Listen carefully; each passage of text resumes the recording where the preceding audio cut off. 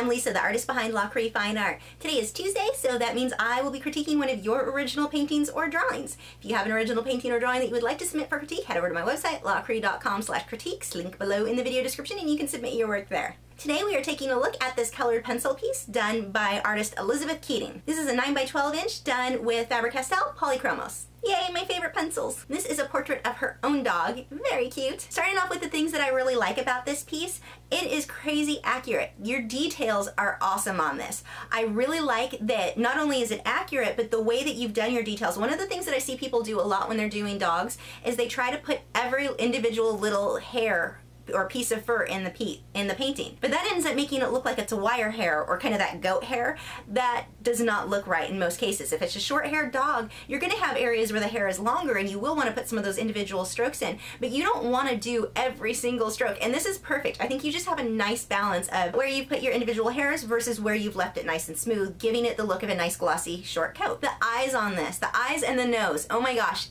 amazing. Such good work here. So taking a look at some adjustments we can make to improve on this. First is the contrast. And I've done a terrible quick little Photoshop job. And the way that I do Photoshop, I'm pretty much just layering on top of what you already have, so I'm causing detail to be lost. So in part I end up making it worse, but just to show you what I'm talking about, just hype up your contrast. You can see where you've already got shadows on one side of the face, so just hype that up even more. Next, for his ears. Her ears? I'm not sure if it's a boy or girl. Next, so we're just gonna go with him because I call everything a him.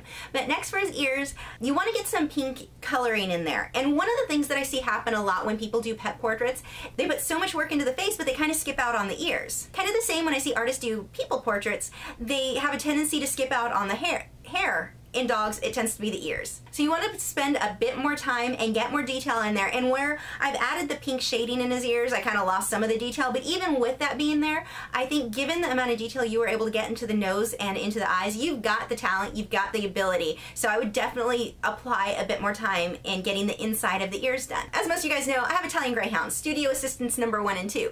And they have what's called rose ears, where you see the inside part and it kind of sticks. I can't make that look. I'm just making random hand signals now. But their ears kind of come up and then fold back. I don't know. You know what? I can just make this easier. Here's a picture of my Italian Greyhounds with rosed ears. And there's just so much detail to get inside of that ear, and I hate doing the ears on dogs. Well, not all dogs, Italian Greyhounds. The way that the ears fold, all of that. But if you don't get that detail in there, it really does make a difference in your final piece. I know it seems silly because it's just an ear, but you really do want to get all of that detail in there. The other thing is that the ears, the inside of the ears, are not going to be solid white. They're mostly going to be shades of pink with some oranges and sepia tones and all kinds of shadows and stuff in there, but you won't want to leave those solid white. Definitely get some shading in there, and the shading that I'm doing is just to show you the difference in the depth that you can achieve by putting some in there, but really breaking it down. I don't have your reference photo, so I can't compare exactly or copy it exactly, but get the details in there, the highlights, the little shiny parts, all that. There's just so much going on the inside of an ear that you would see that you definitely want to pick up on some of that. The next is on the white for his chin and neck. Very little in life, as white as some things are, when you take a photo or you're painting it, very little of that ends up staying white. You're almost always going to have different shades and shadows and all kinds of stuff going on in there.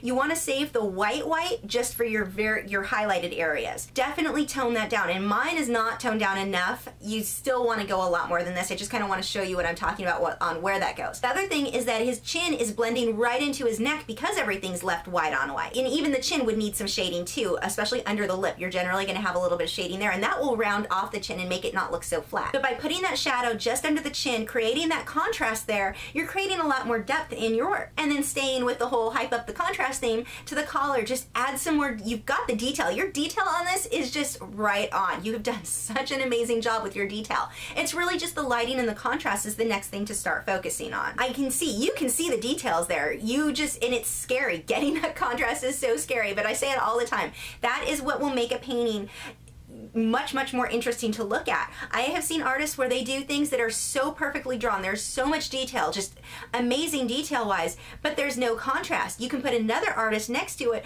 who has very little detail. The drawing may not even be totally accurate, but if you've got that high contrast, when people walk by, they're going to go to the less accurate one with more contrast. So ideally, take yours that has the high detail, that is very accurate, and hype up your contrast, and now everyone's going to have 2 reasons to stop and look at yours. But overall, beautiful beautiful work. Again, I'm so impressed with your accuracy on the drawing and the detail. You've just done a great, great job. For any of you guys who want to check out more of Elizabeth's work, head over to her website. The link is listed below in the video description. And again, I want to thank you guys so much for submitting these. I'm just so excited to see how much work you guys are submitting. If you have an original drawing that you would like to submit for critique, head over to my website.